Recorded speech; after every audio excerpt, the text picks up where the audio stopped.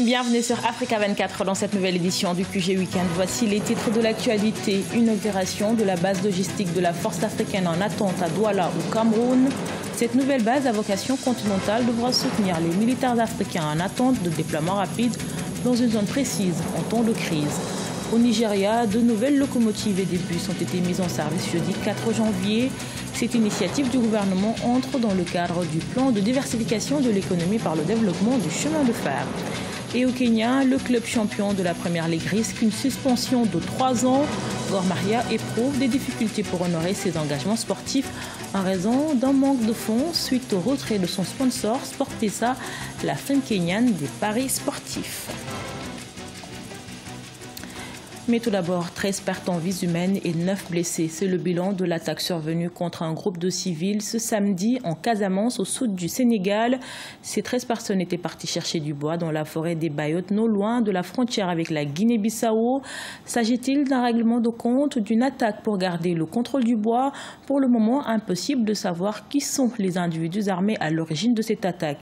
Le gouvernement sénégalais a ordonné l'ouverture d'une enquête. Réputé pour sa position géographique centrale en Afrique, le Cameroun a inauguré vendredi 5 janvier la base logistique continentale de la force africaine en attente. Située à Douala, cette nouvelle base a pour mission le stockage et la distribution de la logistique aux 5 forces africaines en attente. Une avancée vers la résolution des crises et conflits qui sévissent sur le continent. Reportage de notre correspondant, Chérif Ousmane Bardonka. La ville de Douala au Cameroun abrite désormais le siège de la base logistique continentale de la force africaine en attente. D'une superficie de 10 hectares, le site principal, situé dans l'enceinte de la base aérienne 201, est directement rattaché à l'aéroport international de Douala. Il comporte un bloc administratif ainsi que des entrepôts destinés à stocker les équipements et matériels militaires devant être utilisés par les troupes de la force africaine en attente au cours de leurs opérations de prévention et de règlement de crises et conflits sur le continent. Le Cameroun met en effet aujourd'hui à la disposition de l'Union africaine et à l'usage exclusif de la base logistique continentale un immeuble de 36 pièces, dont certaines sont déjà équipées. Cet immeuble constitue le bloc administratif et le poste de sécurité de la base logistique continentale. Il est doté de toutes les commodités et d'un système de vidéosurveillance. Les façades sont harmonisées et l'esthétique a été étendue aux hangars et autres infrastructures adjacentes. Le Cameroun, réputé pour sa position géographique centrale en Afrique, avait été désigné par l'Union africaine depuis une dizaine d'années pour abriter cette base au détriment d'autres pays connus pour être des puissances militaires. Le projet d'opérationnalisation de la force africaine en attente franchit ainsi un pas décisif vers la résolution des crises et conflits qui sévissent sur le continent. Le Cameroun va assurer la paix et la sécurité de tous les pays d'Afrique et je crois que Douala méritait cette position. Donc pour moi, c'est une grande réalisation à ce début d'année 2018. Vous savez, l'Afrique connaît beaucoup de problèmes de paix et de sécurité. Il fallait donc qu'il y ait une force en attente pour pouvoir intervenir en temps et en heure dans les différentes attaques qui touchent nos différents pays. Pilier essentiel de l'architecture africaine de la paix, la force africaine en attente se compose de 5 brigades prépositionnées au sein des 5 communautés économiques régionales africaines. Ces brigades auront un rôle éminent à jouer dans les opérations de maintien de la paix de l'Union africaine dans les interventions humanitaires ou de protection civile en cas de catastrophe. Toujours au Cameroun, l'année 2017 aura connu une accélération de l'interconnectivité. 4000 km supplémentaires de fibres optiques ont été déployés au cours de cette année. Dans le pays, le gouvernement ambitionne ainsi d'améliorer l'accès à Internet sur l'étendue du territoire national. Précision avec Siamlo Victoria Sedji. Le Cameroun veut se positionner comme un hub sous-régional en matière de télécommunications. En 2017, le gouvernement a rajouté 4000 km de fibres optiques aux 6000 km existants dans le cadre de la 3e phase de construction du backbone national visant à conforter le maillage informatique. Mais en dehors des initiatives gouvernementales, 8000 km ont déjà été installés par Vietel Cameroun. Ce vaste projet permettra à terme de réduire la fracture numérique. Ça va donc permettre aux populations rurales d'accéder à une meilleure qualité Internet et d'augmenter le taux de pénétration de l'Internet au Cameroun, qui aujourd'hui est situé à 25%. Donc, il y a encore environ 75% de Camerounais qui n'ont pas encore accès à une très bonne qualité de l'Internet.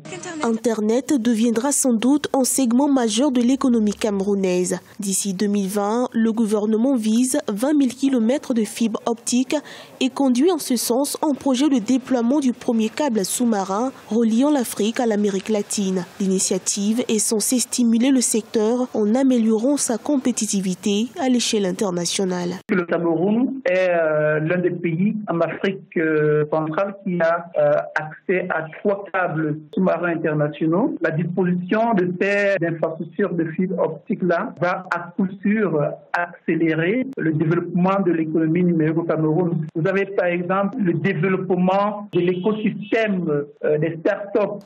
Au Cameroun, le nombre d'internautes a grimpé, passant de moins de 1 million en 2000 à plus de 5 millions en 2017. En 2016, le ministère des Télécoms enregistrait 2000 projets TIC. Pour des experts, le numérique pourrait radicalement changer le visage économique du Cameroun. Toutefois, des obstacles sont à franchir. Pour eux, il faut davantage faciliter le climat des affaires, investir dans l'éducation de la jeunesse et sponsoriser des solutions numériques porteuses de croissance et créatrices de richesse.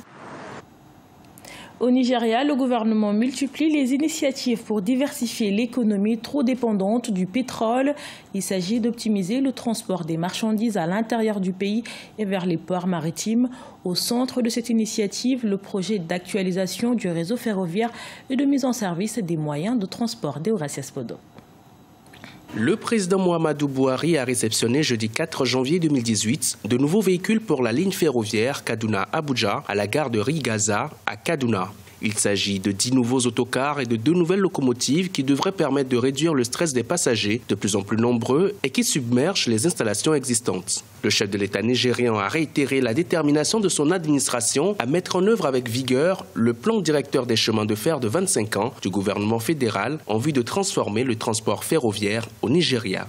Pour un pays vaste comme le Nigeria, pour que toutes les capitales régionales puissent être connectées, et qu'il y ait une circulation des marchandises, je pense que c'est une bonne initiative de connecter ces différentes régions. Le problème de l'entretien est un second volet sur lequel il faut s'appuyer, encourager la construction et insister sur le fait que ça ne va pas être optimum si les réseaux routiers et ferroviaires ne sont pas entretenus. Le gouvernement nigérian compte investir près de 40 milliards de dollars dans la modernisation de son réseau ferroviaire, un budget dont la moitié sera prise en charge par la Chine. L'objectif est d'assurer les bases de la diversification économique voulue par les autorités et qui est largement freinée par l'état déplorable du réseau routier. Le Nigeria compte dépasser son handicap en matière de transport de marchandises qui ne dépasse pas les 15 000 tonnes métriques depuis 2005 contre 3 millions de tonnes métriques 4 décennies plus tôt.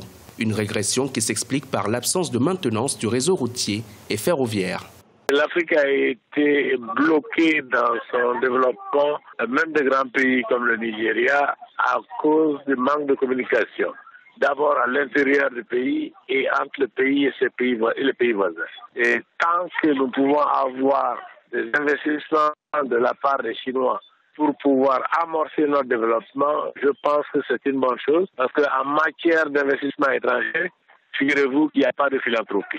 Les autorités nigériennes comptent investir 16 milliards de dollars pour assurer la liaison ferroviaire entre toutes les capitales des États qui constituent le pays. Un réseau qui devrait s'étendre jusqu'à la ville de Maradi au Niger. Le projet est ambitieux et devrait être exécuté grâce à un partenariat public-privé.